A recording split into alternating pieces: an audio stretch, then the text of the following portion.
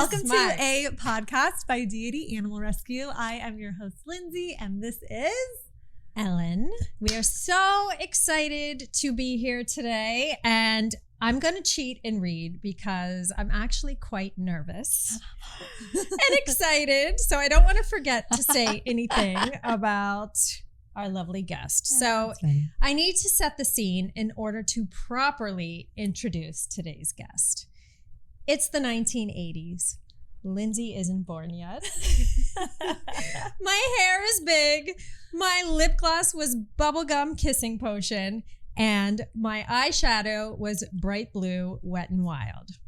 My friends and I were obsessed with this now iconic movie called Valley Girl. They wore totally tubular outfits, threw bitchin' parties, and had boyfriends named Tommy, just like I did. From the beginning, one actor really resonated with me. I felt like we would be friends in real life. After starring in the movie that shaped my youth, our guest went on to do so much more.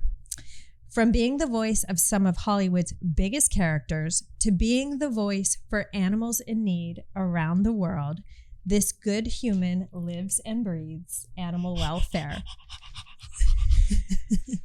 If you would have told the teenage Ellen that her 80s girl crush would many years later become a beloved foster for her rescue organization, as well as a dear friend, she never would have believed you.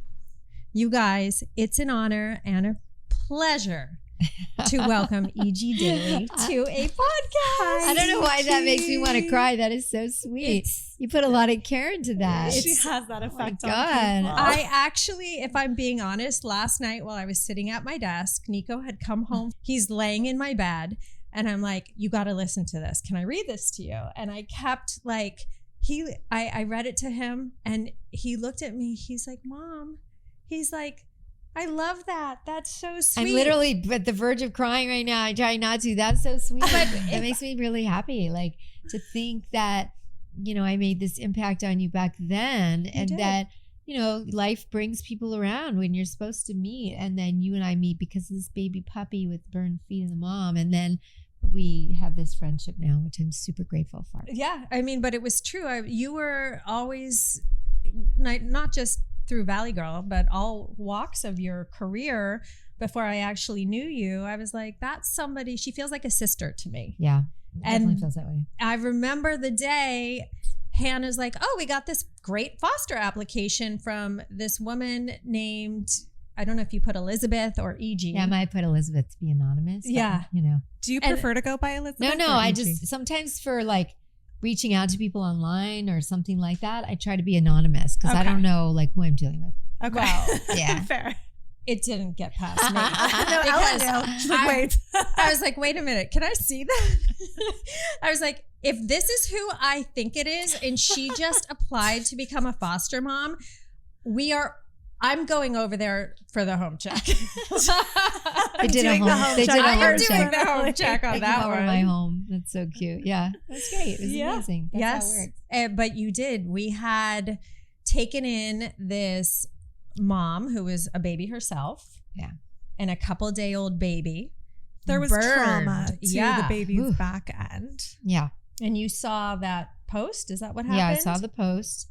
And I was like, and I'm really picky about which dogs I can foster because I have to do it 100% and I have to make sure that I'm going to be able to do it right. So I knew when there was a mom and a baby and this baby had the burns that I definitely have that medical thing. And those are the dogs I usually tee from Toby Small Dog Rescue.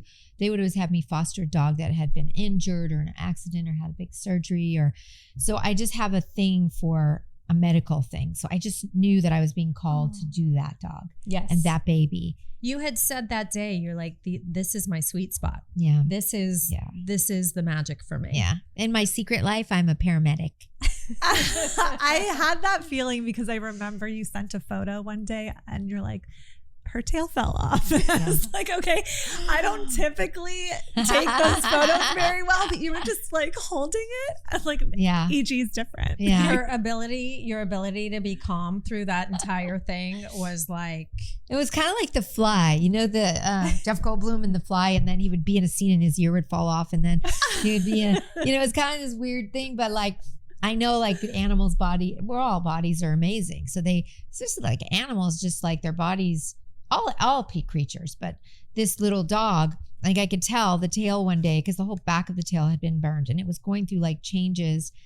It felt like an armadillo's tail and it was thick and I was like, something's really strange here. I'm feeling hot. But I'm sorry. And then, you know, and then I saw like a really thin line around the little tail, around a chunk of the little tail. And I thought, what is that? And then I just didn't know every day because we didn't know. And my prayers for that little dog were that the feet were going to be intact. I didn't care about the tail because I could lose the tail, but I needed those feet. So, and then every day I'd wake up in the morning and I'd look in with baby and mama and I'd see that something had transpired between the mom and the baby. And one day the little piece of the tail that was where the slice was had just fallen right off. Like it knew what to do with its tail. It was shedding her past. Yeah, I was just letting go of the part that couldn't survive. And luckily I was worried about the feet. And then I noticed the mama bear was biting off the little scabbing of these little feet, which I also was worried that maybe she was going to bite them off, period, because animals know what to do, but I was worried. So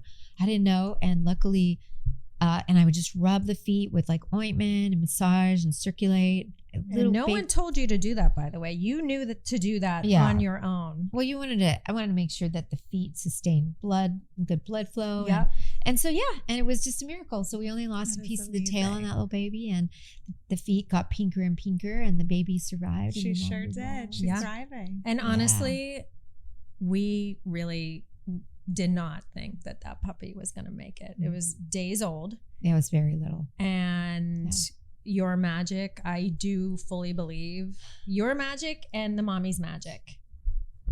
And that puppy is God, and that survivor heart of that puppy. Yeah, I think it was the puppy, and it was all of it. And the mom did her part by taking care of that baby. So it was beautiful. Everyone did their part. It was a beautiful thing. I was really happy that the whole thing happened because then we became friends, and now we go to happening little bar action. We're good. We do. We have a lot of fun together. Yeah, we do. I love that too. How did you find yourself in animal welfare? Like, where in your life did you find a calling to this part of the universe? I think I have so much love for animals. Supersonic empath for one thing, especially for animals. But I think as a little girl, we always had animals, and I just remember literally if a dog was lost, it became my whole life, to try to help find the dog. So I would after school search, and we had a dog once that all of a sudden got lost or stolen. We didn't know what happened to it. It was a basset hound named Duke. And I remember every day after school, I would just listen to my instincts about where is Duke? Where is Duke? As a little kid in elementary school. And I remember one day walking home from school and I heard a barking that sounded like Duke. And I was just and I just kept following it. And one day I went to this fence of this house, and in the fence was Duke. So somebody had taken the dog and was going to just keep it as their pet. And I was like, Duke, oh my God. And it was such an innate, instinctive thing about this. I think my passion to find them or save them or help them or heal them was always such a big part of who I am. Mm-hmm. And I don't know. I opened the gate and I grabbed my dog and we went home, and this is my dog. Those people. I was like, I don't need to talk to them. What am I going to, I just took our dog home. But I just think I've always had this medical part of me, just where I just understand medical stuff, for some reason. Yeah. And, I was always that person people call and be like, oh, this thing happened. What should we do? And I don't have medical training, but I just have medical intuition maybe. And so I don't know. I just think it started as a kid, and I always protected animals at any cost. From the minute I had a driver's license, if I saw a stray dog, I was constantly veering out of my way to go get the dog, corner the dog with my car, with strangers, please help, corner this dog. And until I knew the dog was safe, I mean, that was just my thing. I could not stop myself. Yeah. And it's almost been a little bit of a problem for me because it's also like, it deters me from focusing on other things, as you guys know. So, but, but I'm happy I have that. And I want to do that because to me, they're the most incredible creatures on the planet. Like animals are pure and little God things, and humans can be crazy and cuckoo and, abuse themselves and others in weird ways that I think animals just, I don't know. I really, that's so interesting. Like you were very sensitive to the intuition that you had to help you find Duke, to help you just know what is best for these animals, and you just followed that. Yeah. And then when Toby's Small Dog Rescue, I had actually gotten dogs from her, so I knew her from that.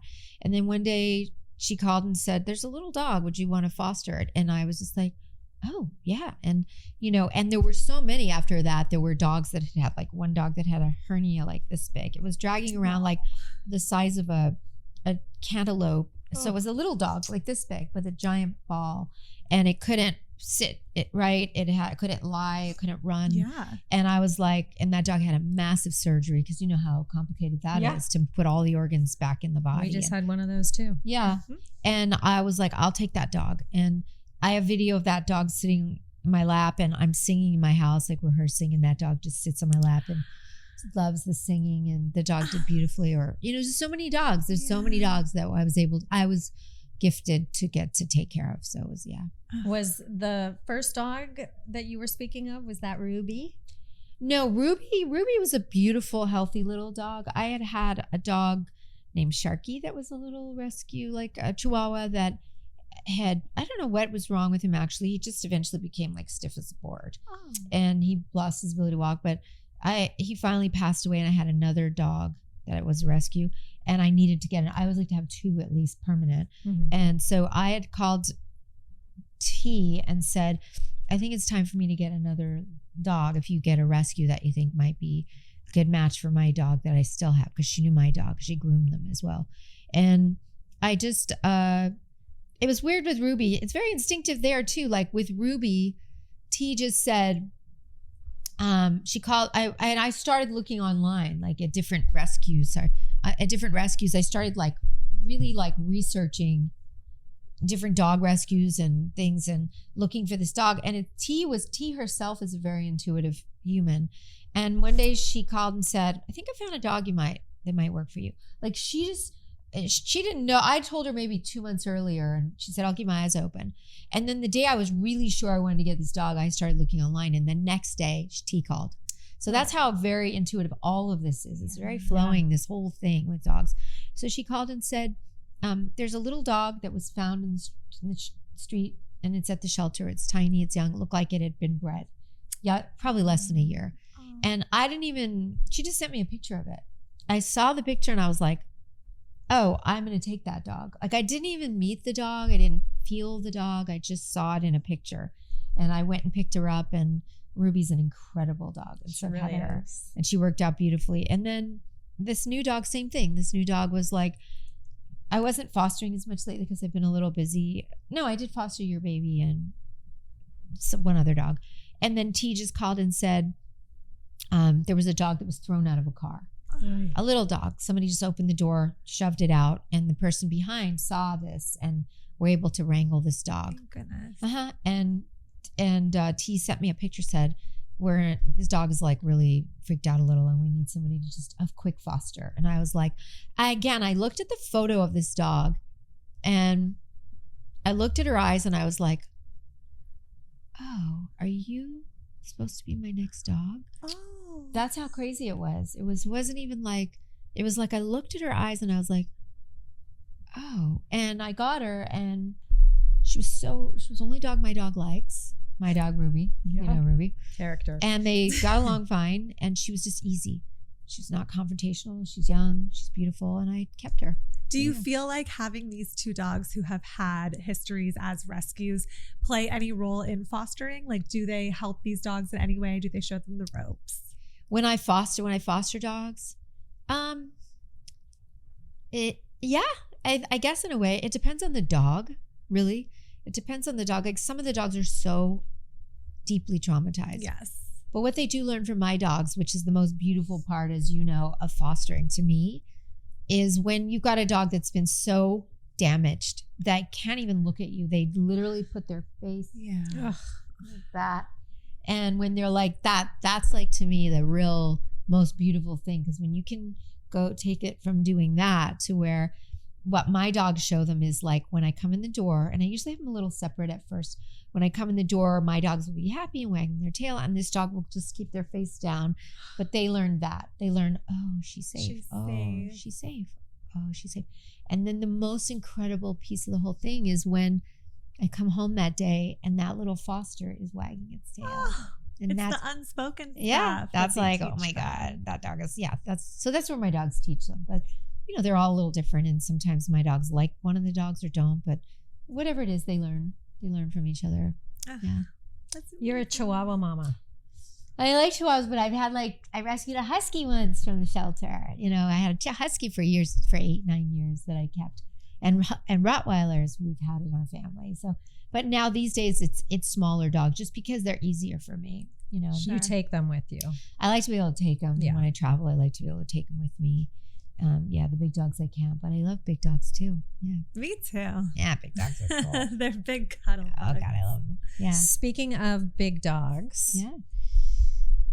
You have recently done some construction on your property. I did. Can you tell us about that? Because it's very exciting. Let's see. I just had this desire, because I know there's been so many dogs being put to sleep at the shelters, a lot of big dogs. And it's not like I can save them all. I wish I could, but at least I can be a voice and speak about them and try to get people, it's the education. Foster, shelter, get a dog from a shelter, don't get a new puppies, or so I decided to have sort of like a mini little sanctuary built on my property. So I had hired someone to build it. It has to be completely enclosed because there's a lot of coyotes where I live, like in my driveway.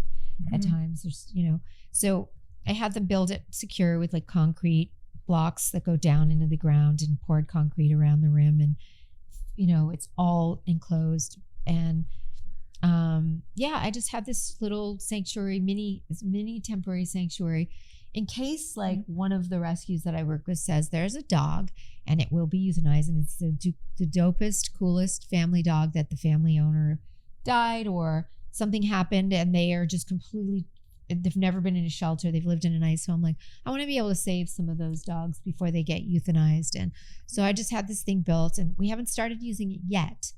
Still waiting for one of the dog houses, but there is a dog house in there now, and it's got some sod and toys and dog thing, and it's just going to be safe. Oh, you let us know when it's ready. We'll fill it right up. I mean, it's perfect because often what we say is, we just need a lifeline. It's like a lifeline. That's what it gives the rescues an opportunity to find a foster and get the dog safe. So cool. Well, I want to talk a little bit about your activism and how you felt like you could be involved in being a voice for these voiceless animals. Can you tell us about some of your most memorable ways of being involved there?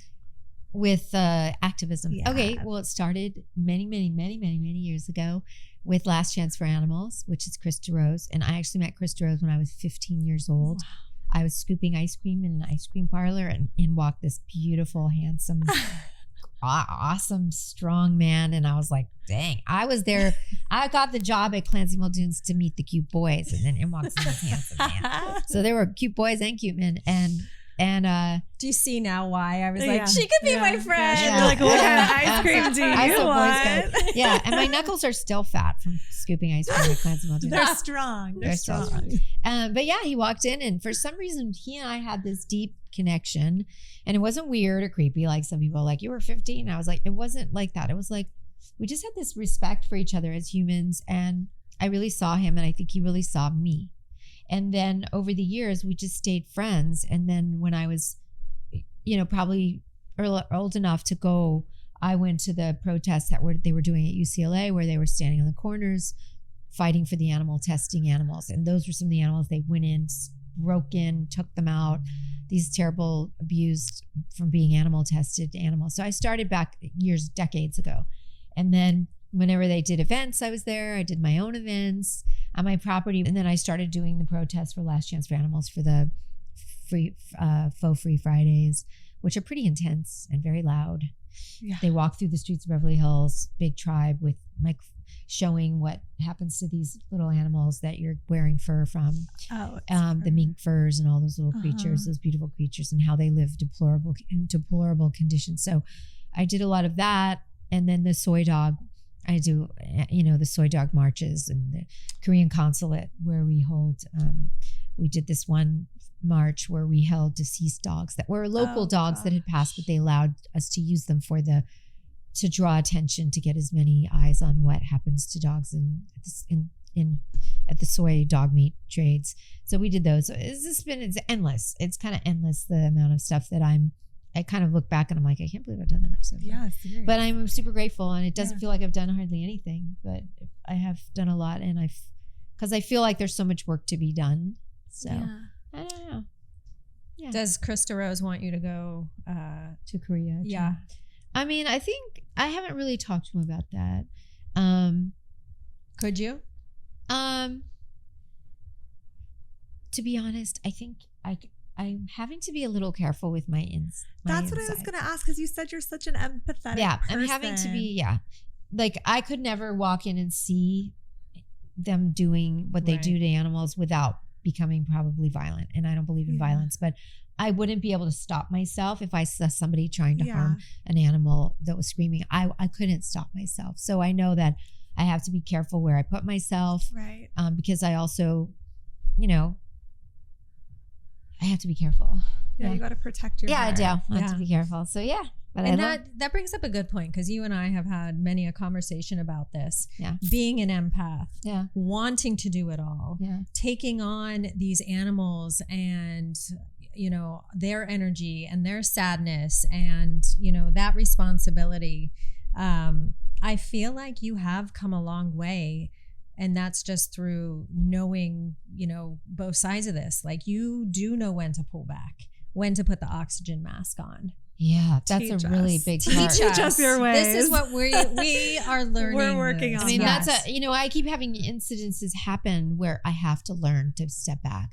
First of all, there is a God, I believe. And I believe that sometimes I'm not the person that might be the right person to help that dog. And that's the biggest key to knowing when you have to try to pull back a little, is like sometimes I'll take on something that's so off that it's not really helping the dog. It's not really helping the situation, and I'm the wrong person.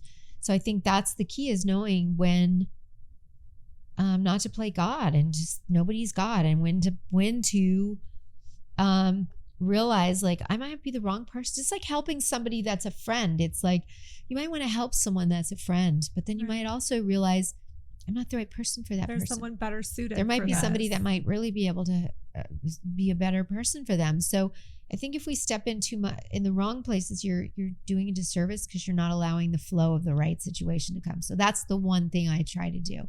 And it happens like I did try to help this. I think I shared with you. I don't know. I got next door. There's a lot of like urgent. Yes. Dog's got this dog in Skid Row was attacked by a big dog and it's bleeding and wounded. And I mean, that's like clickbait, as we called it. I'm just like, oh my God, what's my time? Do I have time? Right. Like I'm just like, how can I help that dog? And then this particular situation, I was like, okay, well, how can I be of service? Because I am free in the morning, couple morning hours. And then I take on this thing where I say, okay, I can help get it to a vet, but I can't foster this dog. First of all, it's a big dog. It's a street dog. It's a homeless encampment dog. And I say, can't take that on, but I will help get it. I will drive the dog to a shelter. So then I commit to do that. And then on a Saturday morning, it was a Sunday morning, when everything's closed. Yeah, by myself, my own time. And but you got in the car and you did right by this dog. I drove to this woman who had it. I grabbed the dog. It was a beautiful, sweet dog. It looked like a big version of this, probably an 18-pound version of this dog. Exactly. And it was a precious dog. And I grabbed the dog, got to spend some beautiful time with this dog, give it a couple of snacks and give it some love. drove to where the lady told me to take it, which was where I talked to you in Culver City or towards Venice. Yeah. And they said, oh, it opens at 9 and it's a walk-in place. So get there by early so you can be the first to walk in. So I get there at 9, but then I find out they're not open till 10 because it's Sunday. So then I sit in my car for an hour, again, just enjoying the connection that I have to this beautiful little dog that I will cherish, you know, the spirit that I get to hang with. And then I get it in there and then I have to wait again. And then they tell me, oh yeah, this is going to be a $2,500. It's not just clean the wound. It's to give it anesthesia and clean it out deeply because it's a deep wound and it's highly. It was a dog bite. It was bad, and it was already like giant welt in the back and hardened is in. So it was not good, and I knew that was going to be the case. But this one was like, they'll just clean it, and they're really good if you tell them you work with rescue. So none of that happened, and then I was just like, okay, this isn't flowing like it's not. It wasn't flowing, and then I called the woman, and she said, oh, I was able to get my guy in Hermosa, I can take it now to this vet who will also neuter the dog, which was the thing you had said. Yeah. And will also take care of the wound for her rate, which is very low. And then I offered to, I gave him a little, I paid the $100 for this, whatever it is. Right. But that was a situation where if I wasn't so operating from like the clickbait button, I probably wouldn't have gone that day and done all those hours because I didn't really serve a purpose. Yes. Oh, that is such a great example of that and how your energy and resources could best be applied to the situation and what's the best for the dog. I think that's a lesson that we can really take in.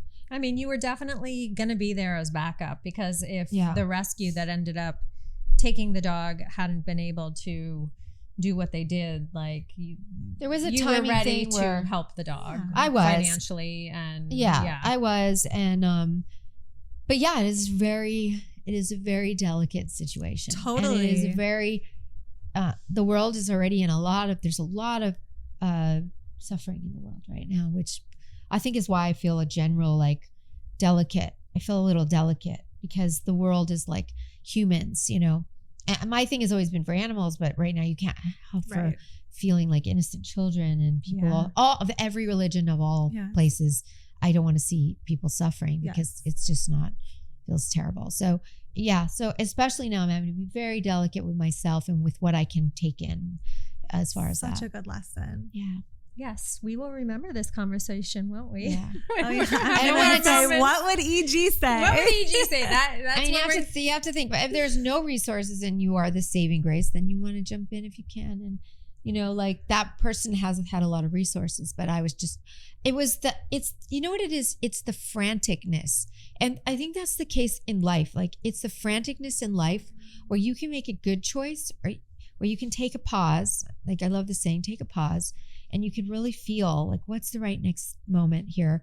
Or you can jump into the frantic moment and then your whole moment is like this. Yes. And I think that's the trick in life too, not just with like animals and animal rescue, but in life. Am I saying yes to this, hanging out with this person because they're being so frazzled and frantic and I'm thinking it's going to be a good situation? Or am I saying yes because, this feels right. This feels right. Right. You know what I mean? Yeah. Like they call it, another thing I learned is a great term is being on the spot. Like on the spot, meaning like that place where you feel right. You feel good. You not every moment it can be like that, but where you actually say yes to something and it's like, this feels like the right choice. Like this rescuing that baby and that mom was on the spot for me. Yeah. And it had a few challenges because that mama dog could jump over everything I put her into. I remember she was a kangaroo. She keeps jumping. Yeah, she's just, that's terrier. Yeah. So, we figured out. And I learned from that dog, like it kept jumping out of this little area that I tried to keep her safe in. What I learned from you guys was like, put her in the laundry room. Where should we say? When I left the house was the critical moments. Like when I left the house, I couldn't let that mama dog jump out because God forbid she jump in and the cage collapses on the baby. All of it was concerning, right? Yeah. So I was like, how can I make this a safe experience? So when one of you guys said, put her in the laundry room, right? I don't remember who said that. Was it you? She loves the laundry room. The laundry room is good. And I have a good one. But she said, put her in the laundry room and that moment was a learning lesson for me that sometimes even with humans, I have to put them in the laundry room, not literally, but figuratively. Oh, put them in the space. Figuratively, like it's not about containing a human, but it's like this has to have this has to have a safe space right now.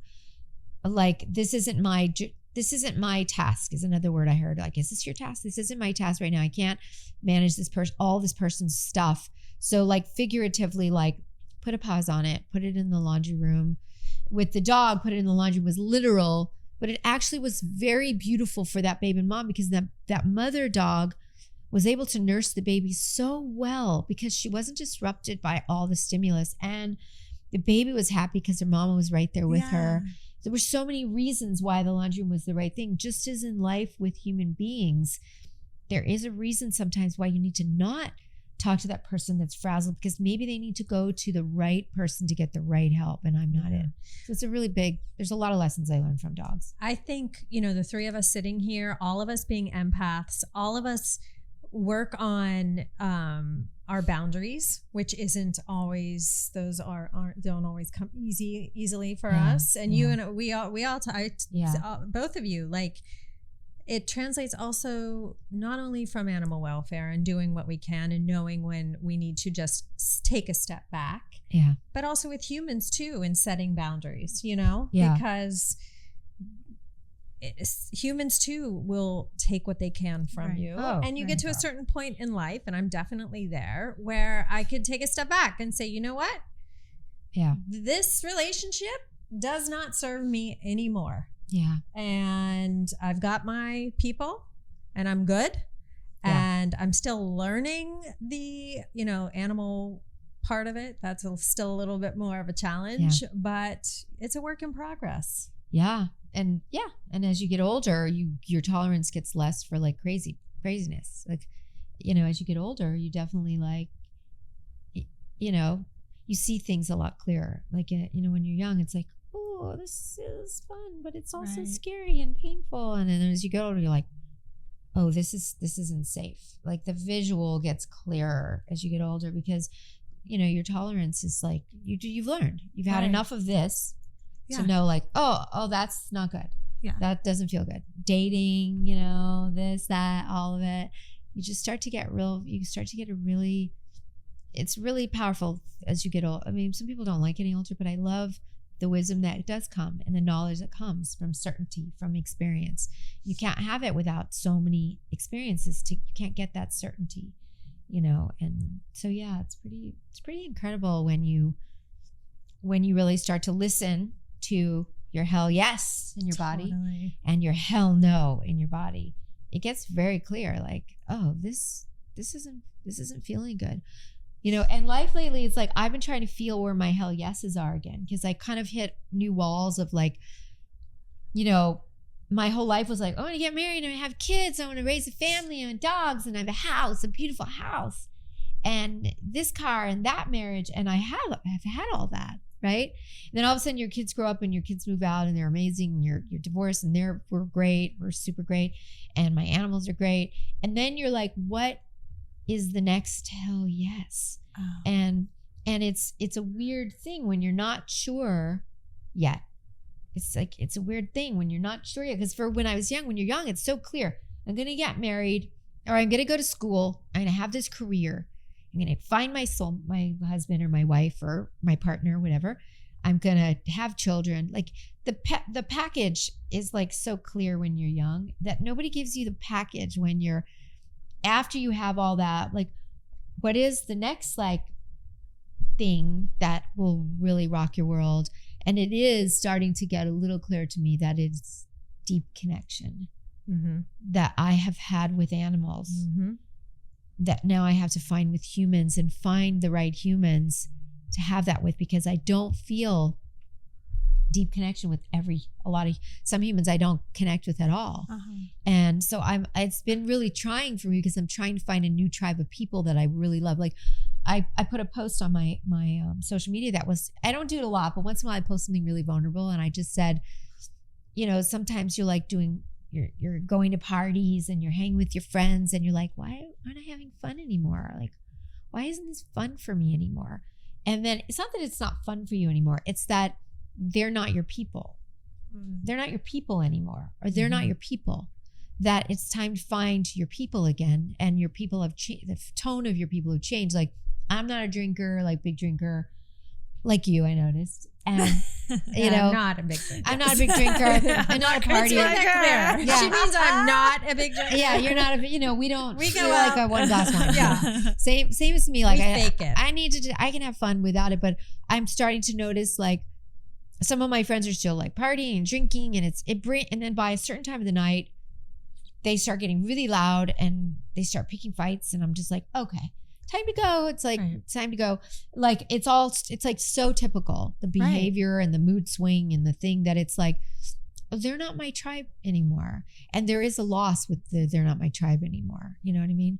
And which is really funny because animals are always my tribe.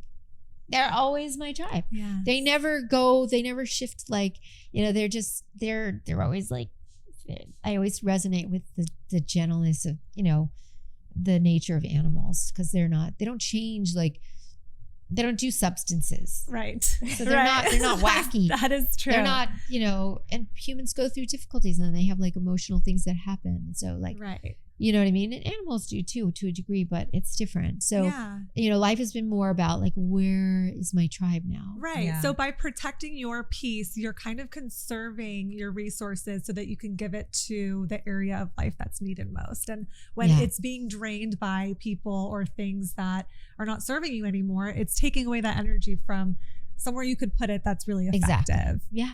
Yeah. I thought you were raising your hand. I was like, yes, I feel calling like that's on you. the same. Yeah. And at That's the why end of we've the been night, connected. I feel like, I mean, that's why I feel like we have a great connection, and we do. We go out, we have fun, we bond, we share. We're kind of in the same place with each other. And then when we say goodnight, I'm sad to be leaving you. I know I'm going to see you again soon. Yeah. And I go home and I love all my babies because the warm fuzzies continue. I mean, you're right. They're always there for us. Yeah. And there is that deep connection. And the older we get, you definitely choose your tribe. And, you know. My tribe is dogs. Your tribe is dogs. Yeah. What about me? Well, aren't you a dog kind of, just in a human body? I mean, dogs are awesome. I do follow you around. But that's the thing. Like, we could be that empathic with dogs and want to love on them. And then, but you do have to have human people that you feel is connected to. And like, I remember as a kid, I had like a best friend growing up. And I remember when it was time to separate and she was going to a different junior high than I was. And I remember like, I still, if I think about it, like, I have like sadness about the fact that there was that moment where I knew our ships were going towards different seas, you know? Yeah. And she went on to live a very different life than I did too. But sometimes I miss like that best friend that I had when I was in elementary school, because it's very different now. It's like, it's a little different. So yeah, it's kind of interesting. Yeah. Yeah. Well, thank you so much. I love you for schlepping out here to hang out with us. You're welcome. A city girl in the valley. Yeah. Are you in the valley? This is the valley. Well, isn't this the valley? No, this is like Topanga. Well, I grew up in the valley, so I feel like That's if the funny. street goes to the valley, it's I'm a valley girl. That's so funny. Topanga. I'm a Hollywood girl. I know you are. Yeah. Well, I love you guys, and thank you for having me. I'm glad we got to share, and life is amazing, and the animal work that has been done is amazing, and the awareness of how to treat animals and all the different forms of animal abuse and animal exploitation is getting bigger and more visible as far as people learning. So I'm just glad to be a part of this tribe. Thank you for helping us make progress and moving towards our mission. I love it. Yeah. And congratulations on your Celebrity Activist Award from Last Chance for Animals. Thank you. That was cool. That was really cool. That was really cool. Yeah, I was really happy. You beautiful. deserve it. Yes. You've done a lot of work. Thank you. It was beautiful. And there was a piece of me that was like, this isn't even about me. There was a little piece of me like, I got this award, which was an acknowledgement of what I do. But it was like, I'd have to do it no matter what. And this is about the animal. I wanted to give it to all the animal activists. Honestly, I wanted to break my award into like many pieces and go, you deserve it, you deserve it, you deserve it. We all deserve it. That's the You know what I thing, though. Yeah. I I'm mean, just- the animals don't have the voice and the people do. So they need us to be the conduit, and you're They do. that conduit You for are. them. You are. Thank you. Thanks, guys. It's amazing. Thank you so much for being here. You're welcome. As always, you can follow us on Deity Animal Rescue on Instagram and see our website is deityanimalrescue.org. Yay. Yay! Thanks, guys.